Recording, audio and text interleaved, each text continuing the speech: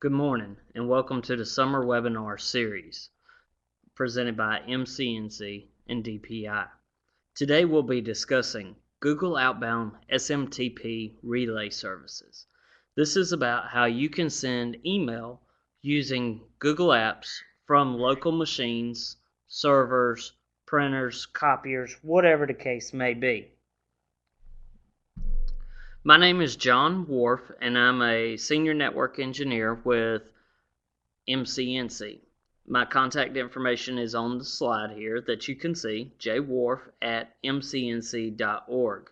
If you need any assistance after today, please reach out to me, drop me an email, and I'll be more than happy to work with you. As well, you have the link to our MCNC CNE webinar series. I highly encourage you to check out the other upcoming webinars as well as the archived webinars that we've already participated in the previous weeks.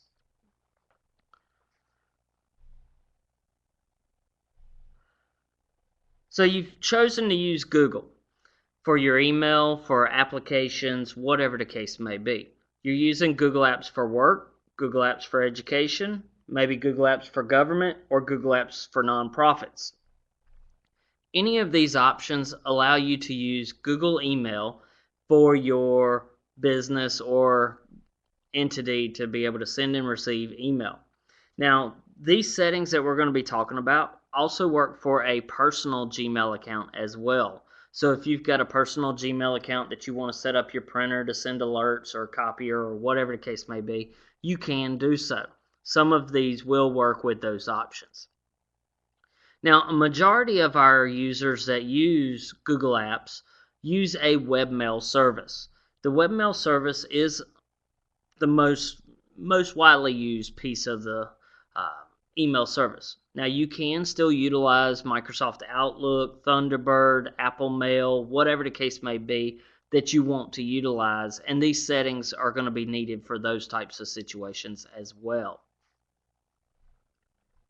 Now, today we're mainly going to be talking about sending mail from copiers, printers, servers to get your up-down notifications, or maybe applications. You're monitoring your network and your network goes down. You want to be alerted that the network has gone down and that you need to act on certain things, whatever the case may be. So you need to send notifications from these pieces of software or servers or hardware. So we can do that with this option. So we've got the SMTP settings here. Now, there's three different ways that you can set up your email service to be, or excuse me, your device settings or whatever to send the emails using Google servers. Now, we're actually going to start over on the right-hand side and work our way left. So we're going to start with the restricted Gmail SMTP server. Now, this setting allows you to use the aspmx.l.google.com server to send emails. Now, if you're familiar with your MX settings, this is the primary MX server for Google. So your mail exchange server for Google. It operates on port 25, which is your standard SMTP email port. It does not require TLS or SSL to utilize this server. Dynamic IPs are allowed, but there is one little caveat here. Mail can only be sent to personal Gmail accounts or Google Apps users. Google Apps users being mail recipients within Google Apps. So you can set it up, you can use it, but anyone that you send an email to that's outside of Google will not receive the email. And of course, it does not require authentication. Great. Now, with sending limits, a per user receiving limit will apply. So if someone is set up, they're using Google Apps, they can only receive 1,500 emails a day, you can only receive that many emails. It is not on a sending basis, it's on a receiving limit. And we'll talk more about the Google limits here in just a few minutes. The next one that we're going to talk about, Gmail SMTP server.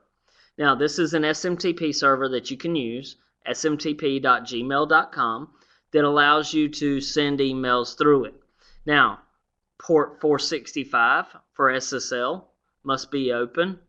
Port 587 for TLS will need to be open. Whichever of those options that you choose to use, you can use with this server. Now, port 25 does not work with the smtp.gmail.com server. Dynamic IPs are allowed. So if this is a client machine that's moving around, maybe you're using Thunderbird or the Apple Mail or something like that to send emails from your local computer, you're moving around, you may have it at home, work, whatever the case, dynamic IP addresses are allowed and work. Now, for authentication, it is required. You'll have to use your full email address to do authentication. Authentication being your, for me, it's jwarf@mailbox.mcnc.org is my email address and then my password of what I type in. I'll need to type in that password as well. So I can go through and do that. It authenticates, it sends. Now, for sending limits, you are allowed to only send 2,000 messages per day using this option, using this server. So you are limited to only 2,000 messages that you can send. Now, for the most part, that's going to cover most of our people.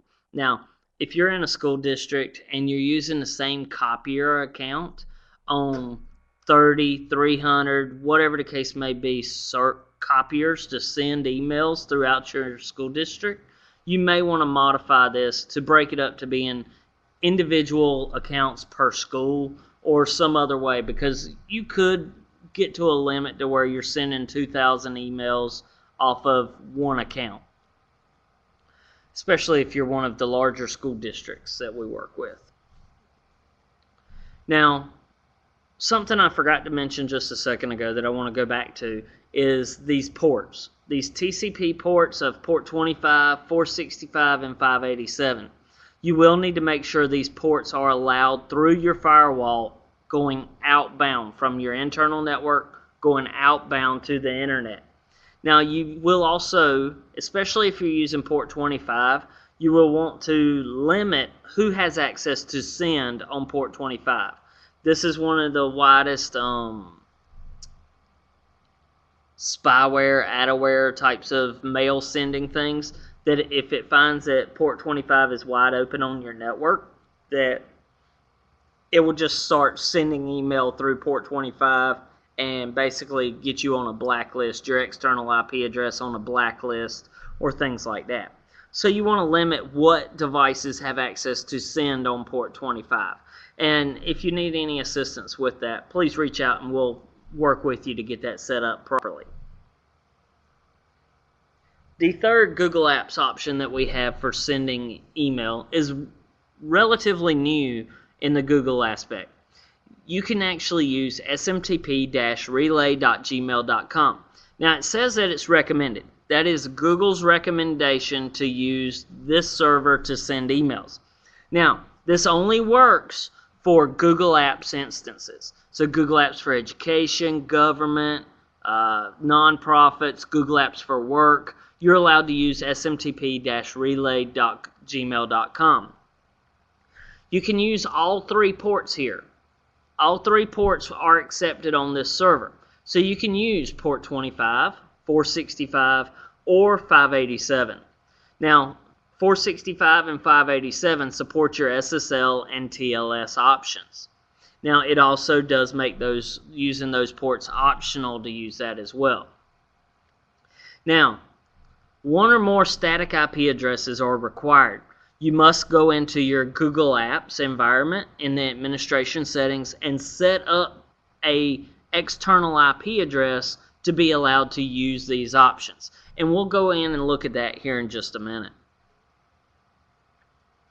IP address provides your authentication measure, so you don't have to go through and use the full email address unless you set it in your settings to require email address as well. Your IP address provides the authentication measures.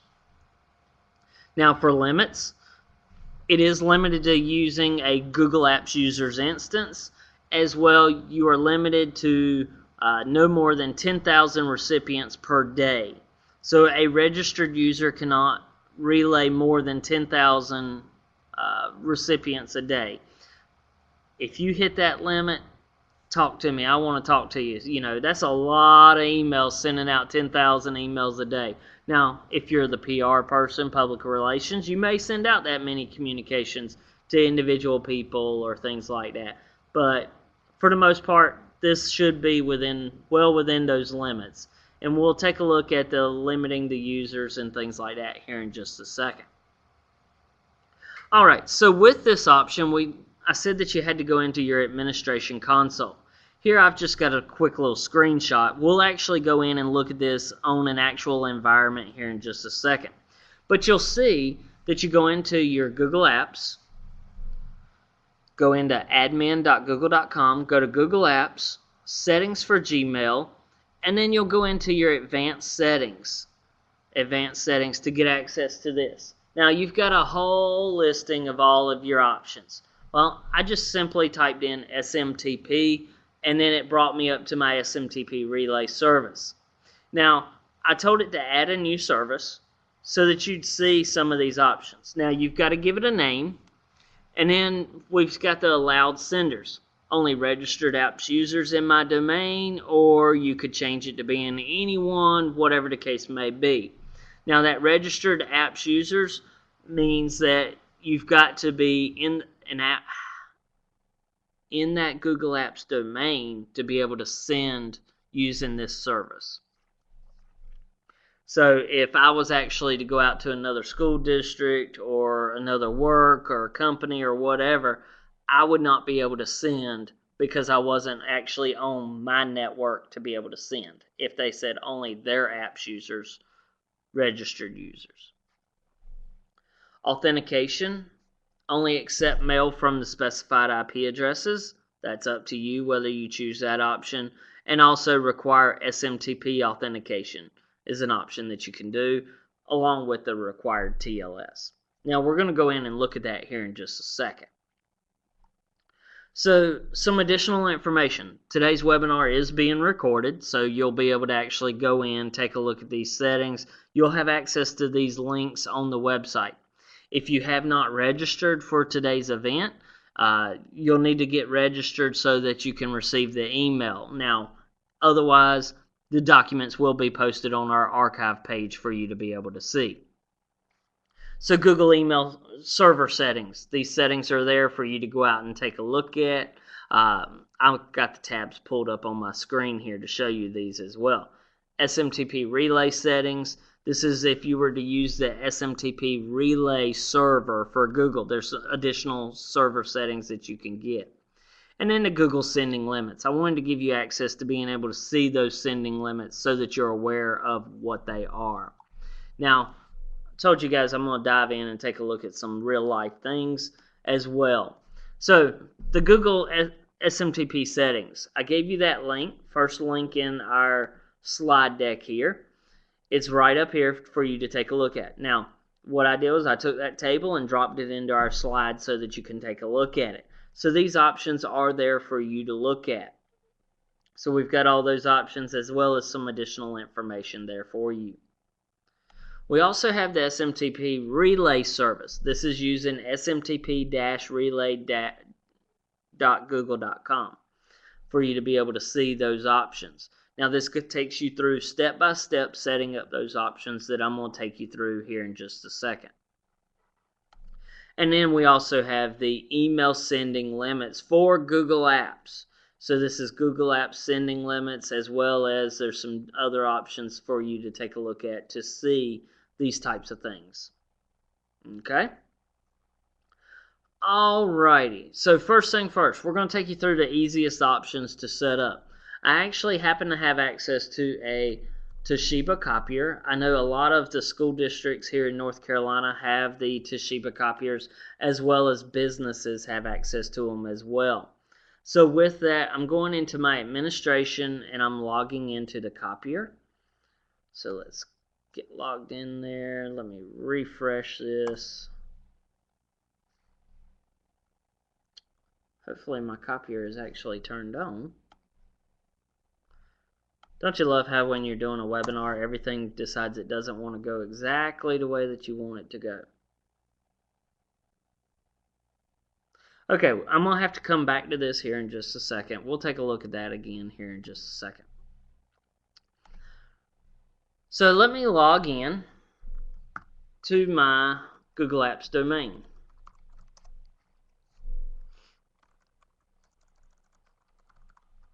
So I'm logging into my Google Apps k12gapps.mcnc.org. This is a domain that I'm able to test things out before demoing it, make sure things work the way that they're supposed to.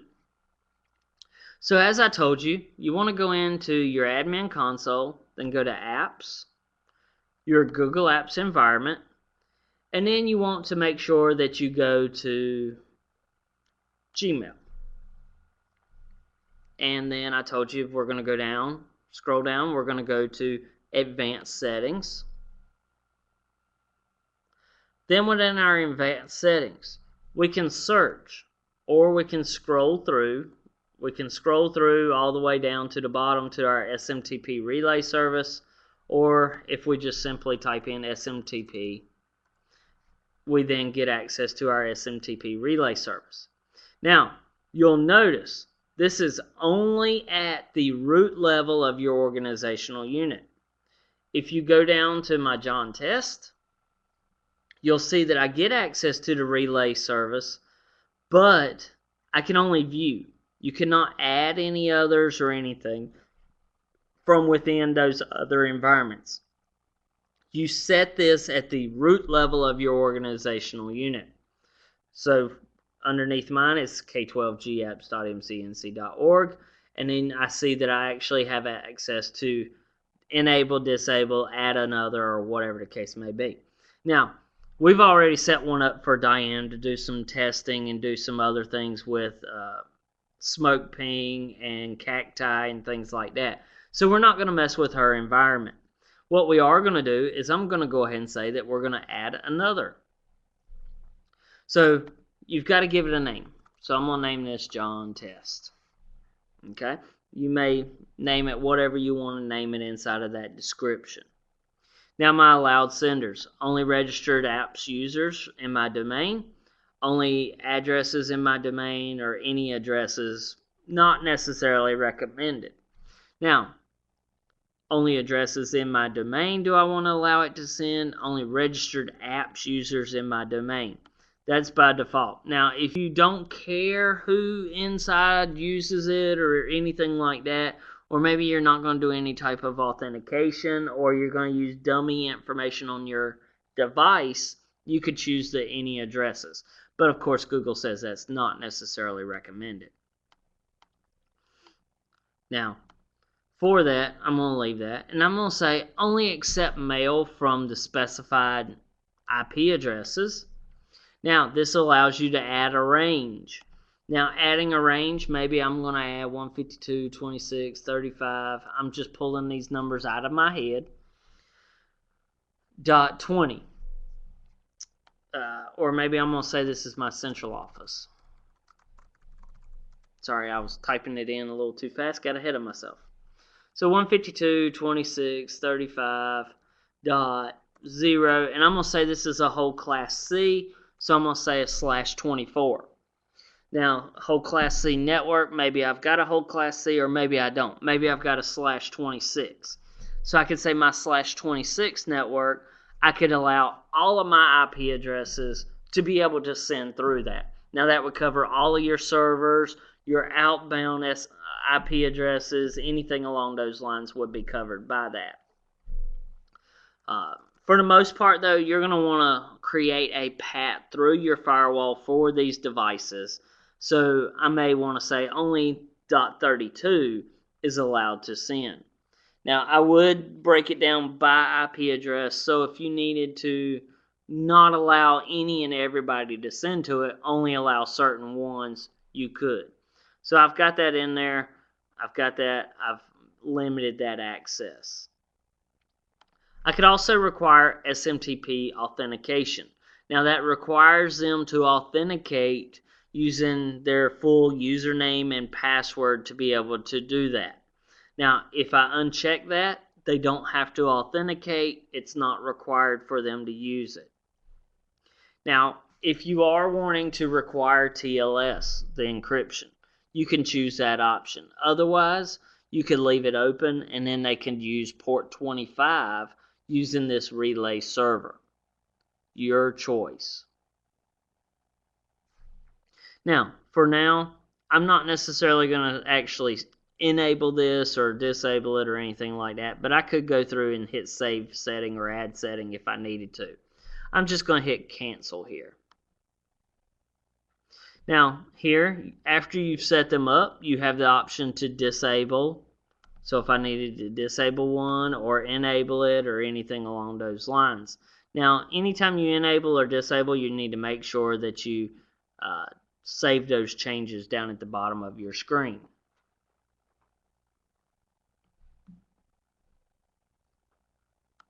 So I'm actually going to discard those changes because I don't actually want to make changes today. Now, we've talked several things about the different options, different things. We've gone through, we've done a lot of different types of things today. Now, today's webinar is being recorded so that you can go through and view this again at a later time if you want to. Now, I encourage you to visit our webinar series page to where you can see all the different webinars that we have coming up. Now, we've got some that are not listed, they're still listed as TBA. I'm working to get those scheduled so that we can have those for you to be able to view those different options. Now, make sure that you register for all of our webinars so that we can send you information, ask you for feedback, everything along those lines. Now, feedback, provide your feedback to us. Without your feedback, we're not able to provide additional webinars or things that may be of interest to you. So make sure you provide that on the feedback form. We do take your words, your feedback very seriously and use that for additional trainings that we may offer, things along those lines. So again, my contact information and today's webinars. I appreciate your time today. I know today is quick running with the webinar, but this is one of our shorter webinars in the series. If you have any questions, please reach out to me. My email address is jwarf@mcnc.org, and we greatly appreciate you attending today's webinar. Thank you.